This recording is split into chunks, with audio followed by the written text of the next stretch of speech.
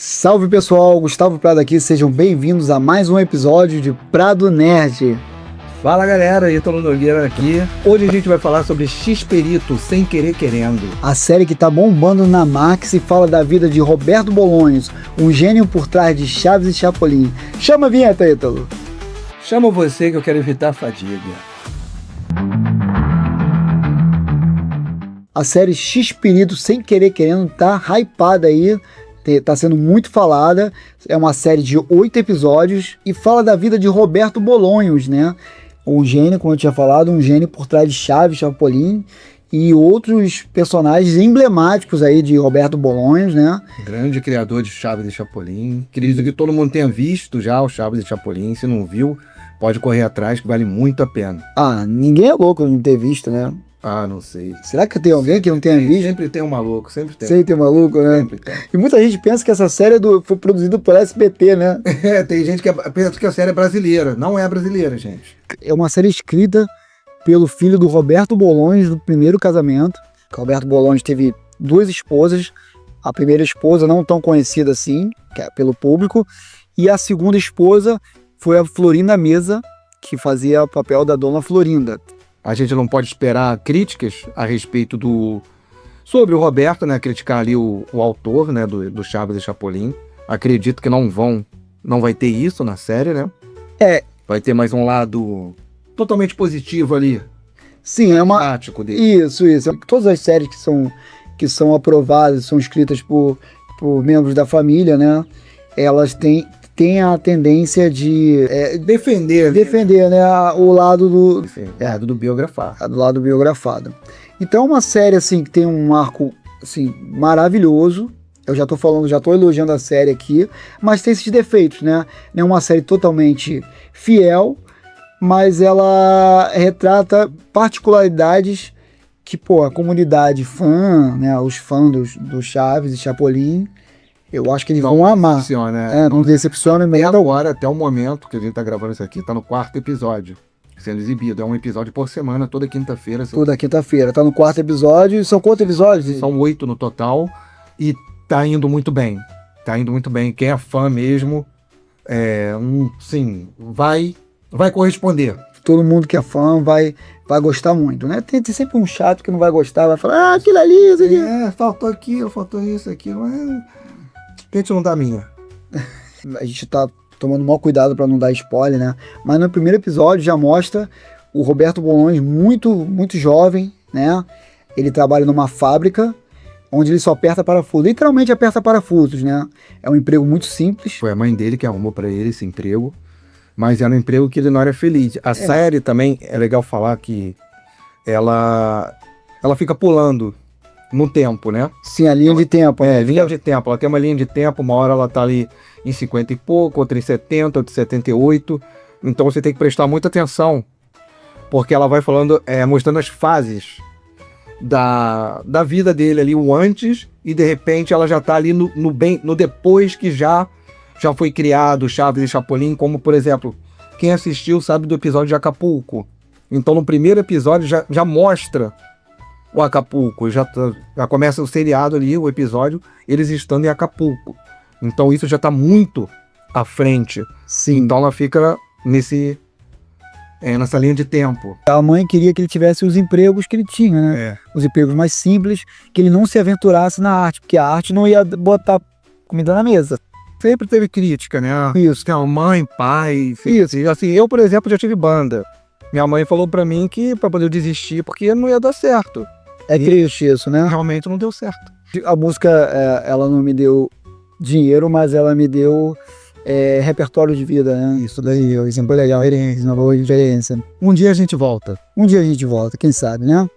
Então o Roberto Bolanhos ali, ele tinha um atrito, um conflito interno ali com a mãe, que não apoiava ele fazer arte, de ele atuar, escrever, porque o pai dele já tinha ido pelo mesmo caminho e a experiência não foi boa. E não foi um cara bem sucedido na arte, não conseguiu sobressair. E ela via o filho pelo mesmo caminho. Ele era um cara que ele não estava feliz, ele não gostava, ele se demitia. Sim. Ele tinha um método diferente do que hoje, né? Sim, ele tinha uma veia, um DNA muito artístico, uma veia muito artística. Então ele não... Ele era ousado, digamos assim, né? Porque hoje muita gente não gosta do que faz, mas não pede demissão, porque precisa. Ele precisava e pedia demissão. Sim, Ele arriscava mesmo. porque tinha um propósito muito maior, que era ser um grande escritor que a gente sabe que é hoje. Correr atrás disso daí. E um grande ator também, né? E criador de personagens incríveis, né? Como a gente já conhece boa parte da história dele. E é legal porque mostra ele lendo um anúncio de jornal ou no anúncio de uma loja. Conta isso aí, Edu. Foi um anúncio que ele viu numa loja, se não me engano agora. Que precisava de redator. Iniciantes, né? Iniciante ou aprendiz de redator. Aprendiz de redator e de roteirista, né? E uma agência de publicidade.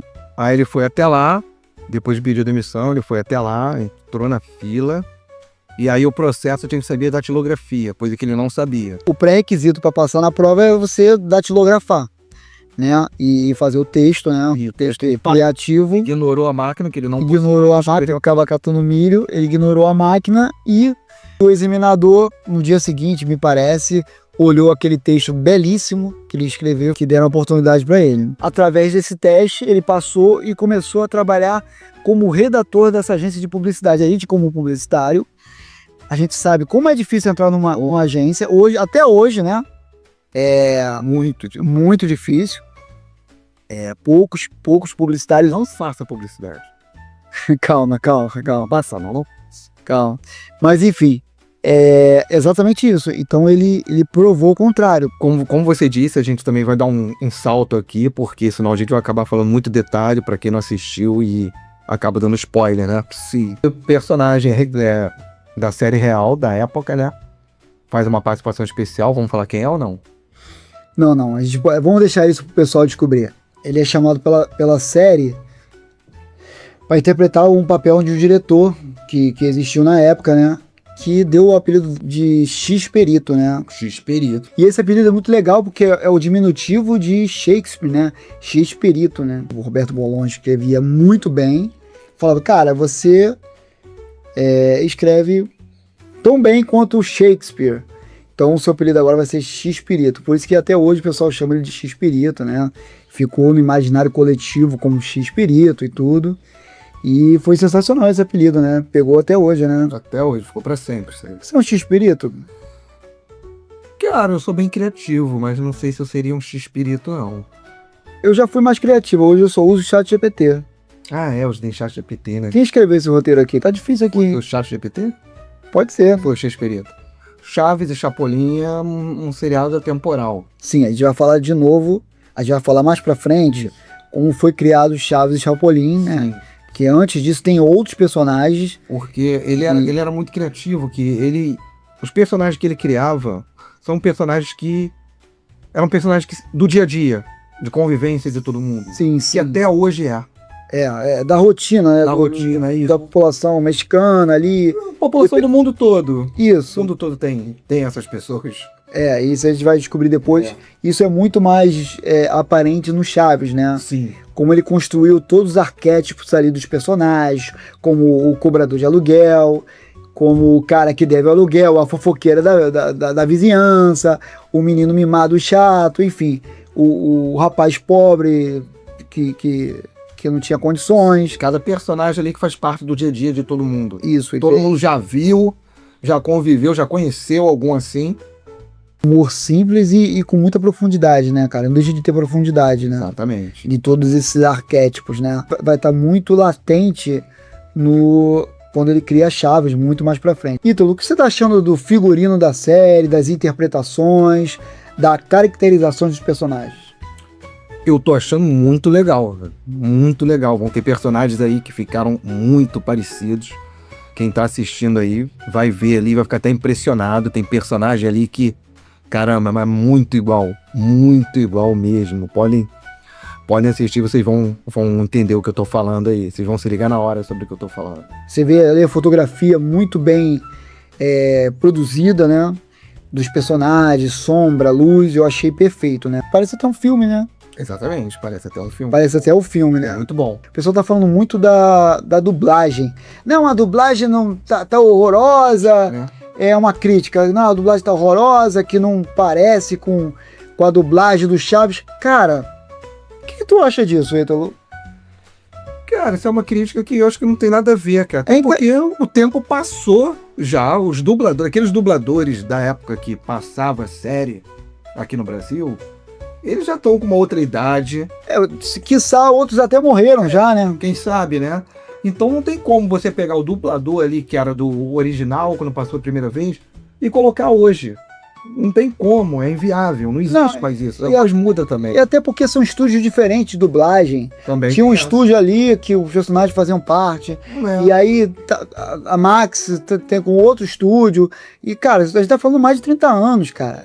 Então as pessoas também não.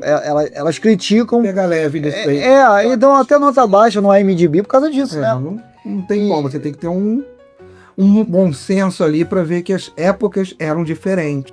Agora, antes da gente falar, assim, a gente adentrar ali no episódio do Chaves, na criação de Chaves, Chapolin, a gente vai falar das tretas. Como a série foi roteirizada ou escrita por um dos filhos do Roberto Bolonha do primeiro casamento, fazem questão de mostrar as tretas que na verdade ocorrem em qualquer canal, em qualquer emissora, né? Isso aí no mundo artístico tá cheio de treta, né? E a treta nesse universo lá da Televisa, do Canal 8, não é diferente, né?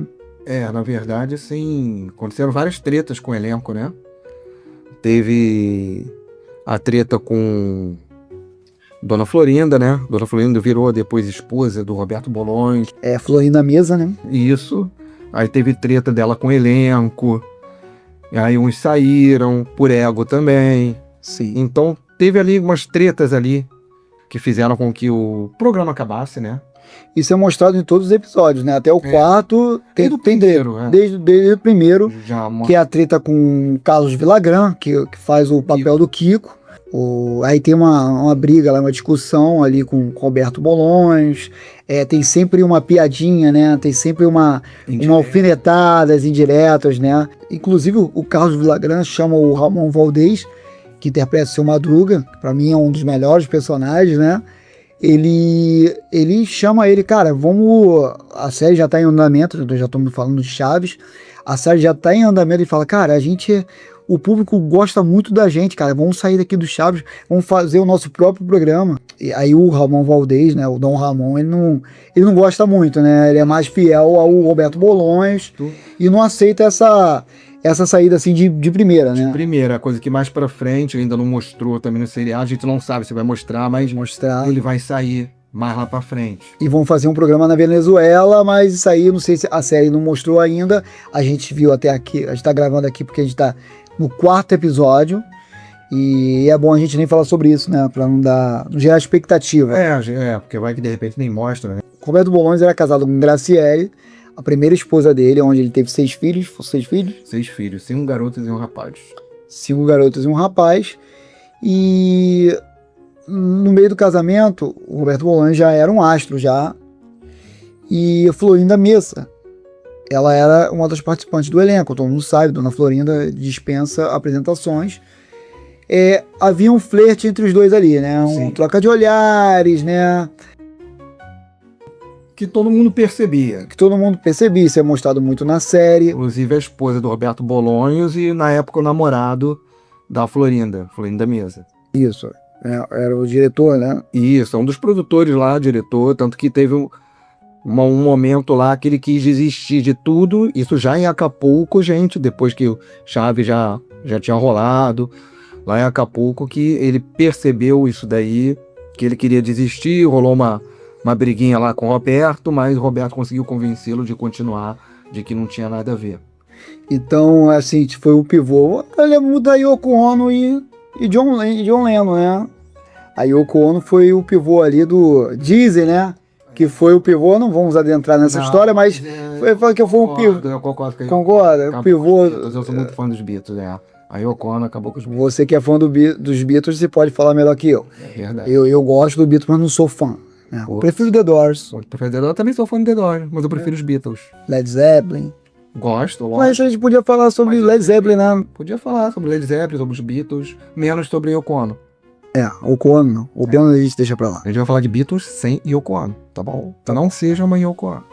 Muitos dizem, né, e isso aí a gente não pode provar, que a Florida Mesa foi uma das... Um pivô para enfraquecer ali o laço ali de amizade do elenco, né?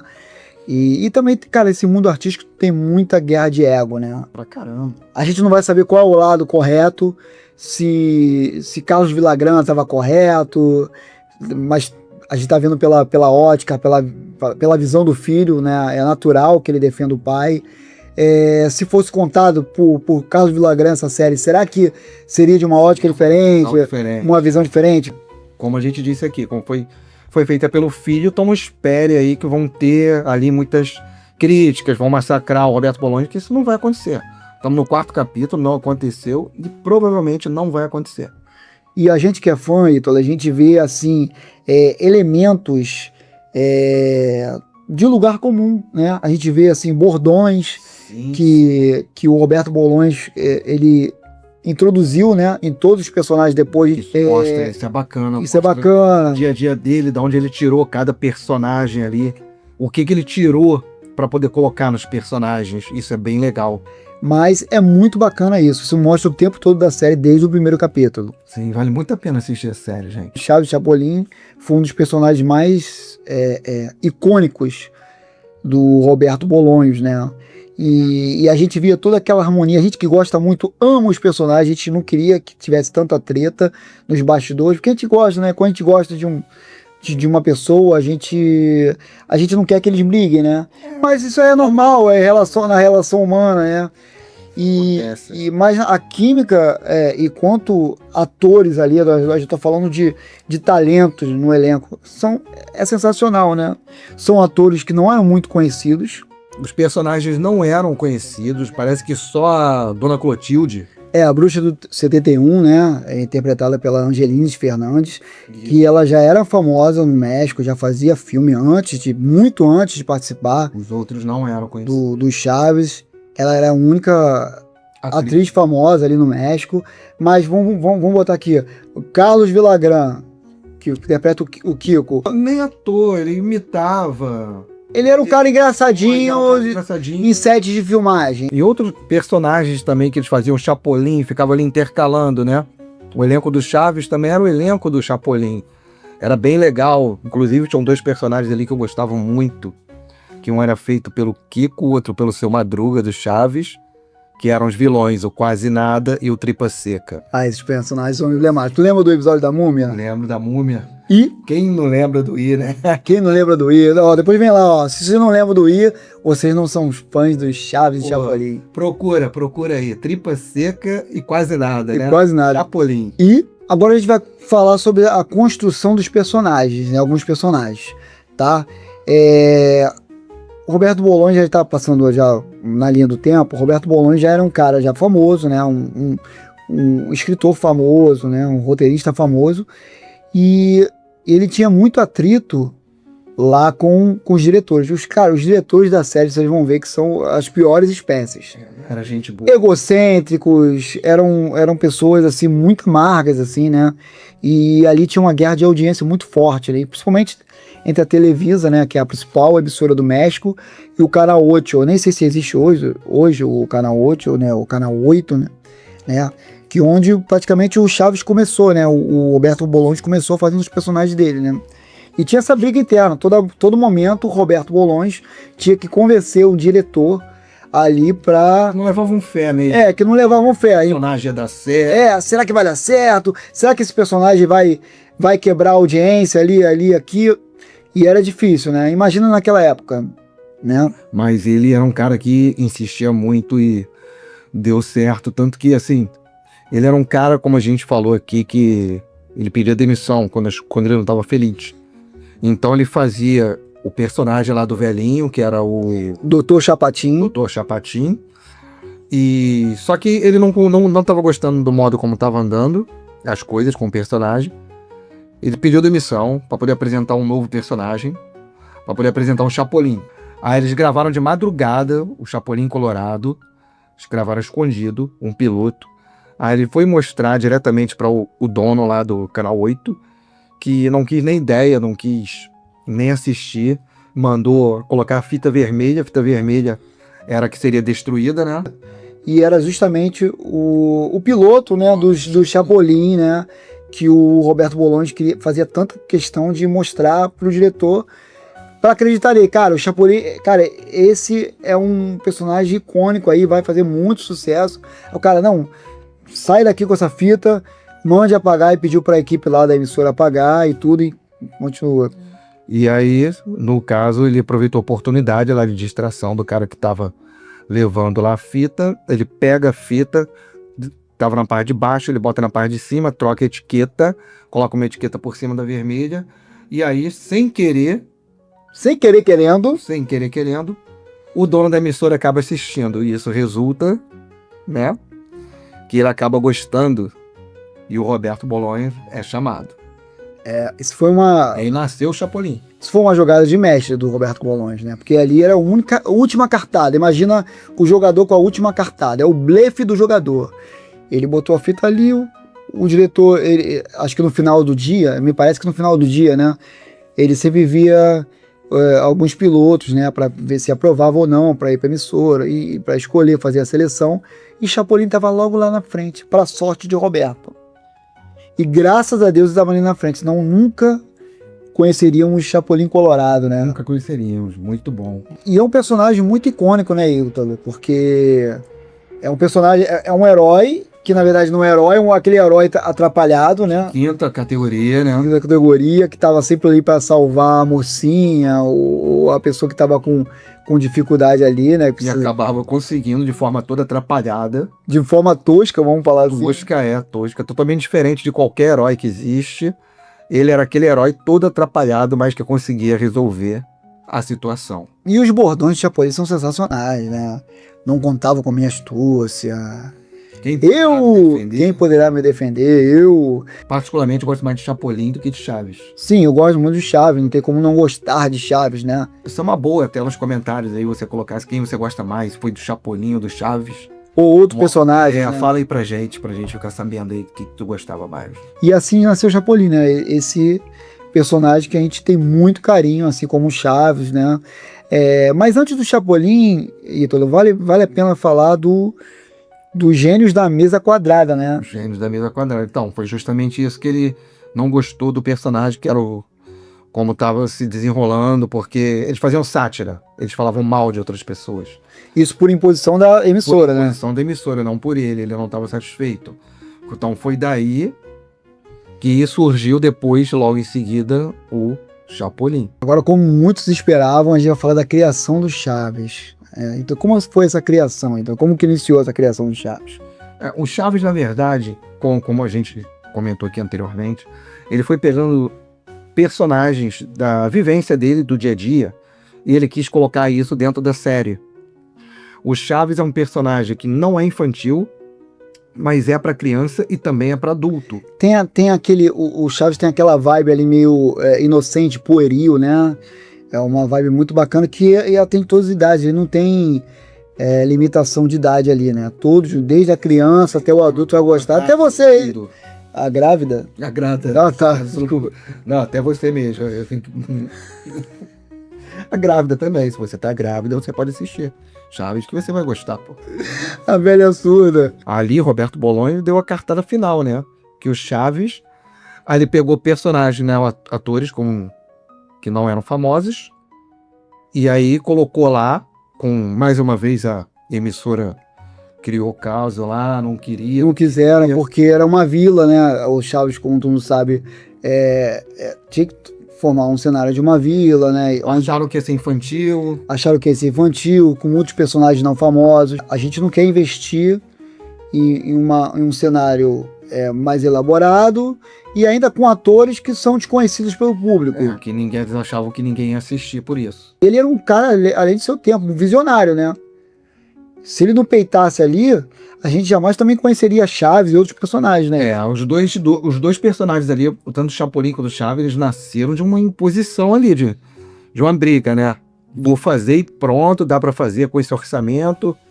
E é isso. Ele conseguiu, a emissora falou que não tinha orçamento para contratar, o elenco era grande, não tinha dinheiro para isso.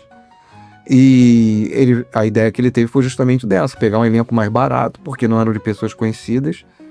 E aí ele conseguiu fazer o que, né, se viu daí o Chaves. Pessoal, então é isso. A nossa resenha até o 4º capítulo, que são os 4 capítulos que foram exibidos pela Max, que a gente viu.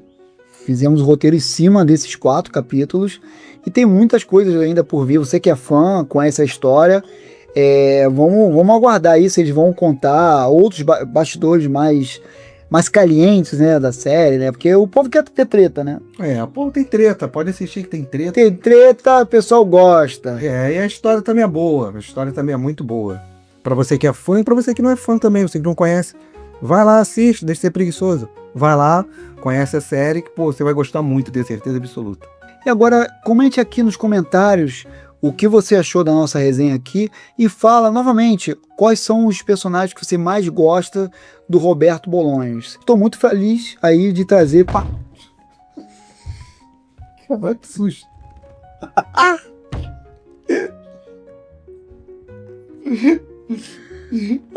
Luan, você quer participar aqui do podcast, né?